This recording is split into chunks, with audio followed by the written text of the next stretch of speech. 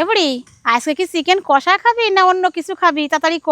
Chicken কষা তো সবসময় খাই, আজকে একটু অন্য কোনো রেসিপি বানাও। ঠিক আছে, আজকে তাহলে চিকেন একটু অন্যভাবে বানাই দেবানি, খাইয়ে দেশ কিনে ভালো লাগবে না। প্রথমে চিকেন কড়ারে ভালো করে ধুয়ে নিছি, এবার ওর মধ্যে নুন, গোলমরিচের গুঁড়ো, লঙ্কার গুঁড়ো, বিরিয়ানি মশলা আর একটু কুচনো আদা রসুন দিয়ে মাহাইয়ে খানিক সময় ধুয়ে দেবো। এইবার কড়াইতে তেল দিয়ে কুচনো পেঁয়াজ খানিক সময় ভাজে উঠিয়ে নেবো। এইবার ওই তেলের মধ্যে চিকেন গুলো দিয়ে ভালো করে ভাজিয়ে নেবো। ভাজা হয়ে গেছে, এবার গোটা গরম মশলা ফোড়নে দিয়ে কুচনো আদা রসুন আর টমেটো বাটাটা দিয়ে খানিক সময় কষায় নেবো। এইবার নুন, হলুদ, জিরের গুঁড়ো, ধনিয়ার গুঁড়ো, গোলমরিচের গুঁড়ো, বিরিয়ানি মশলা, লঙ্কার গুঁড়ো দিয়ে খানিক সময় রাইন দিয়ে টক দইটা দিয়ে দেবো। সামান্য একটু চিনি আর যে পেঁয়াজটা ভাজে রেখেছিলাম সেইটা দিয়ে আর একটু রান্না করে নিয়ে চিকেন কড়া দিয়ে দেবো। এইবার ডাকিয়ে ডাকিয়ে বেশ খানিক সময় ধরে রান্ধে নিতে হবে। রান্না প্রায় হয়ে গেছে, এবার ধনিয়া পাতা আর গরম মশলা দিয়ে নামাই। দেখছো কত সুন্দর কালার হয়েছে, খাতিও বাড়ি স্বাদ লাগে। সব সময় তো একরকম ভাবে খালি হবে না, মাঝে মাঝে একটু অন্যরকম ভাবেও রান্ধে খাতি হবে।